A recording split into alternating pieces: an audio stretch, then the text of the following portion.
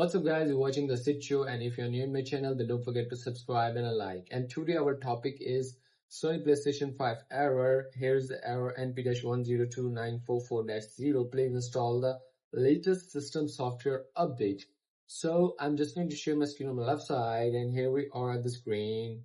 Look at that, we are at the screen, and you must go check the notification first. If you get the update system notification, and here is a system and system update, you must check in update and automatically download it and update files, and here you can check the new feature update also. And the first of all, you can update the system software by USB or internet if needs to, and you must go to the storage. You must check the storage first. If sometimes you don't have a storage, not enough storage, that's why your system software is not going to update it and you're using the older version.